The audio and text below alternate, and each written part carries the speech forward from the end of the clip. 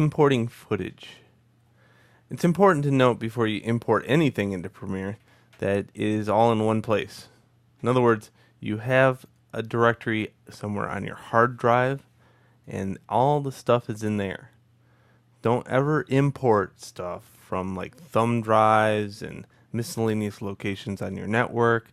Always make sure it's in a folder, maybe on your desktop or maybe on the hard disk somewhere on your computer before you get started. Very important. Okay, next. So importing stuff is very easy. We can do it in two different ways. One, I could say file import. Okay, and I can import it in. That's one way to do it. Another way we could do it is launch an Explorer window or Finder window. So Explorer on PC and on Mac it's Finder. And I can just click and drag it over to my bin. Okay, that's another way. Now I have JPEG images.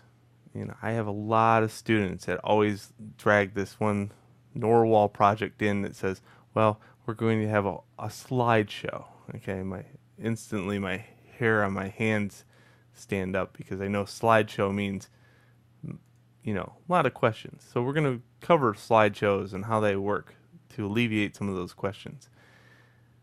Here's how it works. If I drag in a JPEG,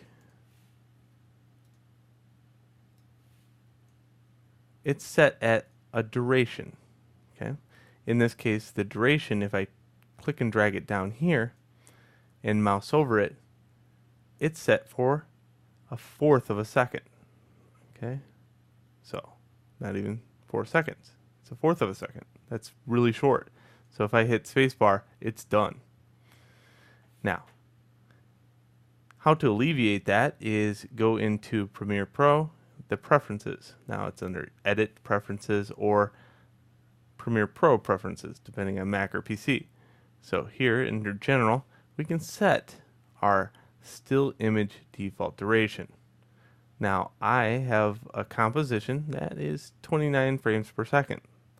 So if you do the math here, 29 frames per second times 2, if I set this to like 150 and then import a new one in, let's import the 6 in. Let's drag that down. Notice it has a longer composition span now, time span. Now if I just mouse over the top of it, I have 5 seconds. Not bad. So that is how you set your default duration.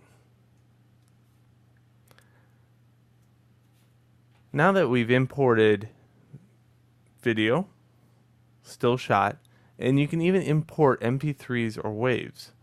Same method, of course. Always make sure, again, that they are located somewhere on your hard drive in a folder, all nice and neat.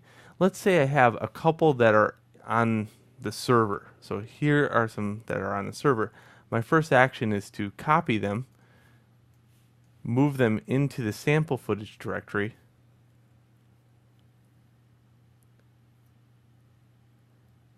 and then only after that do I move them into my composition.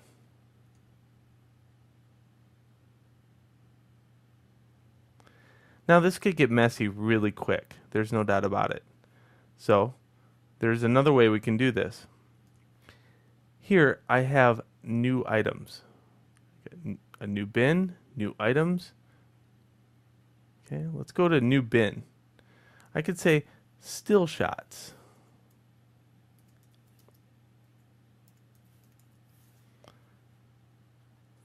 Okay, and then in here, I'm going to drag those down to still shots. Now I can close that up and only have my JPEGs in one area. Another thing you should know about this is the fact that sometimes you want to know where your footage is. Let's say it's reversed. I have everything available to me, but I have no idea where this is on my hard drive. Well, we can right click on it and say Reveal in Finder, and on a PC it's called Reveal in Directory or something like that. and bam, it instantly finds it on your hard drive. Notice by making a still shot directory here, did not make a still shot directory in your sample footage directory. So this is only in Premiere Pro that it understands the actual folder. But it is very good to keep things organized. Here's a warning. If I make a new folder and say still images and then move all this footage in, I just moved it inside my folder. Therefore, Adobe Premiere is probably going to have a hemorrhage.